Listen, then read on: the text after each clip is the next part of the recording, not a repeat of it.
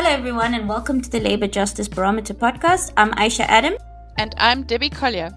And we're your hosts today on the Labour Justice Barometer.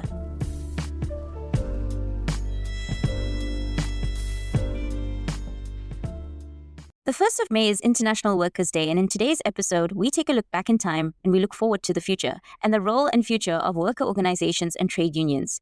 The labour movement has played a central role in political transformation and South Africa's transition to democracy and in the ongoing struggle for workplace and labour justice. In today's episode, we are joined by Mario Jacobs to discuss the findings of a major study of South Africa trade unions and specifically trade union affiliates of COSATU. Mario is a lecturer and researcher at Centro and is a co-author, together with Shane Godfrey and Ian Mashoon, of a study titled Industrial Unionism and the Congress of South African Trade Unions, Founding Principles, Present Realities and Future Challenges, which is published in the 100th edition of the New Agenda. And we will leave links to the article in the episode description for all our listeners. Mario, thank you so much for coming back. Before we get into the details, tell us a bit about the study, when it was undertaken, and exactly what was the purpose of the study. Thank you, Aisha and Debbie, for inviting me. It's always a pleasure being part of your podcast series. As you correctly pointed out, COSATU was formed last year or 40 years ago, and it obviously marked a milestone in terms of the South African trade union establishment, but it also speaks to the fundamental work that COSATU was able to play ensuring the transformation of Africa, both in the context of ensuring worker rights, but as we also know, the political transition that happened within South Africa, and COSATU played a major part in all of that. In respect of the study, during 2020, Shane Godfrey, Emma Fergus, and I wrote an article in the Industrial Law Journal, in which we set out a number of key challenges trade unions were experiencing, particularly in the context of organizational rights and demarcation disputes, which we could observe from a number of sources, including CCMA data. Following the publication of that journal article, we got approached by COSATU with the assistance of the International Labour Organization office in Pretoria to undertake a study on the demarcation boundaries of COSATU affiliates, and that obviously was later on extended to non-COSATU affiliates as well. So that is in brief the background of that particular study. Thanks, Mario. So COSATU is celebrating 40 years. It was formed in 1985, so celebrated 40 years in 2025, and one of its founding principles was one industry, one union. Tell us a little bit about the significance of this principle for COSATU. I think in the first place, it should be said that the one industry, one union, industrial union model is something that comes from other parts of the world, in particular Europe. So we essentially inherited that industrial union model and obviously adapted it in many ways in South Africa. So what it meant is that those unions affiliated to COSATU would be organizing within clearly demarcated industries. And if you identify with the COSATU affiliates, essentially the industry was linked to what became the name of that trade union. So you had the Metal Workers Union, NUMSA, were organizing in the metal industry. You had the African Clothing and Textile Workers Union, organizing clothing and textile workers, National Union of Mine Workers, organizing mine workers. So essentially the name was bearing the particular industrial identity of that particular trade union. And COSATU wanted to establish a tightly knit organization, and COSATU affiliates essentially would only organize within those clearly demarcated sectors. So Mario, after 40 years, is this industrial union model still relevant today? That was one of the areas that we looked at for the purposes of the COSATU ILO study. One of the initial red flags was speaking up that the industrial union model had long already been abandoned in many ways in other parts of the world, in particularly Europe, which is where the industrial union model originates from. So unions have begun dispersing into multiple sectors as opposed to only organizing within clearly defined sectors. So COSATU essentially held on to something that had long already, or unions in other parts long already had abandoned in many ways. Your question also raises something different in the sense that when we look at the industrial union model, we look at large scale industry operating within specific either individual industries or clearly aligned industries. The world of work is fundamentally different now to what it was in 1985 when COSATU was established. So you have new forms of work, be it platform work, be it externalization that has taken place within the labor market and within the labor force, and that necessitated a restructuring of some form. But the trade union organization never followed those restructuring taking place or transformation taking place within the broader labor market. So they were stuck in a system that existed and certainly was useful some 20, 30, 40 years ago, but that is no longer the same. The nature of work and also the industrial makeup of a worker is no longer the same.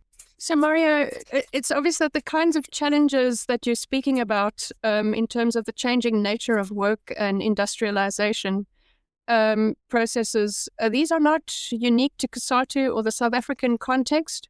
So, from these other jurisdictions, do we have a sense of how our trade unions should be responding to these changes and challenges? Debbie, you are correct in saying that these challenges or realities are not unique to COSATU. As I made mention, much of the world, particularly in Europe, have shifted away from the industrial union model. And in many instances, they've done it for different reasons, but the primary reason that stand out is because of declining trade union membership.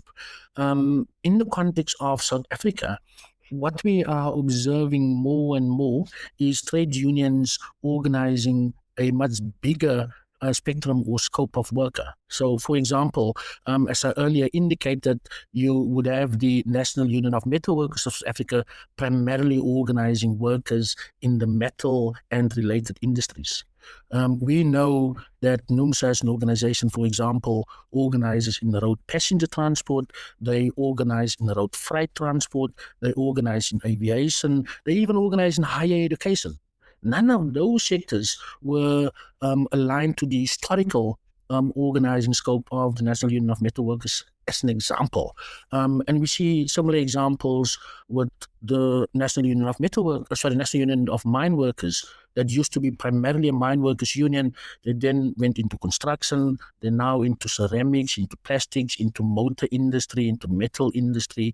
So they've diversified the organizing scope of the National Union of Mine Workers in much the same way that the National Union of Metal Workers of South Africa diversified its organizing scope. So we're seeing that across the spectrum.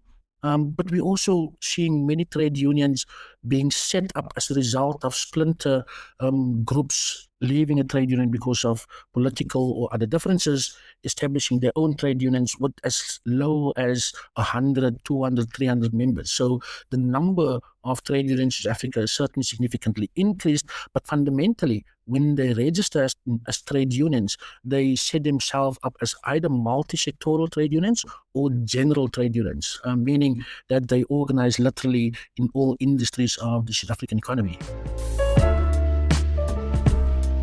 You're listening to the Labour Justice Barometer, and we'll be right back.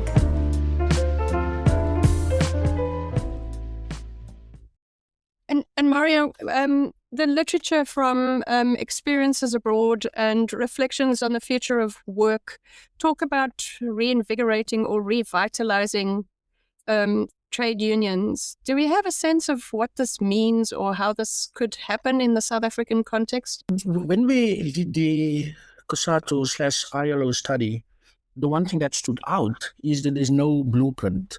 There's no master document saying how revitalization should take place within a specific country. So experiences in Nigeria was different to experiences, for example, in the FNV, which is in Holland. experiences in Australia would be different to experiences in Germany. So there's no single source where you can say this is the best fit for South Africa. South African trade unions have begun what could be called restructuring. But that restructuring has not necessarily taken place within the context of revitalization. And when we speak about revitalization, it should also include a number of other important factors. The status of the trade union as a voluntary organization, how trade unions fit within the broader spectrum of civil society organizations, where do they draw linkages either from or to. So those are some of the questions that trade unions must begin to grapple with. And we were not convinced that the restructuring that one can observe in South Africa, that is necessarily informed by a revitalization strategy, which require greater forms of thinking in terms of where trade unions should go. And one important point here is the nature of the labor market.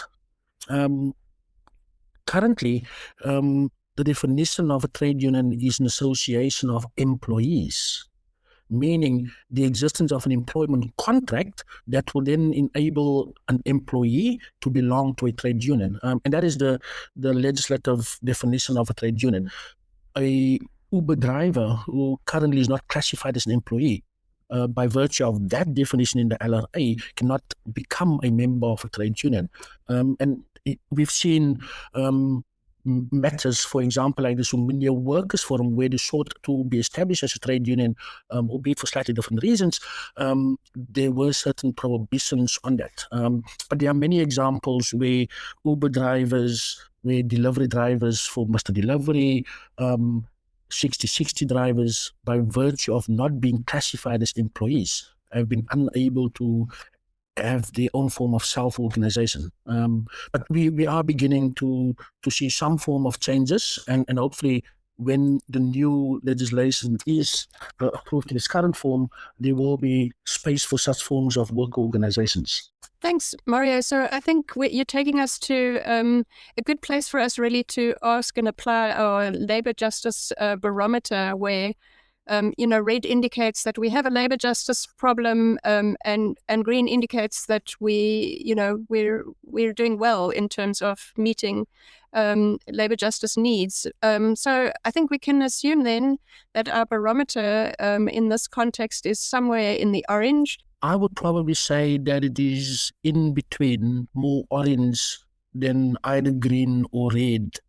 And I would say so in the context of labor law reforms beginning to take shape, that should create a situation where non-standard workers are able to either join existing trade unions, alternatively establish work organizations of their own.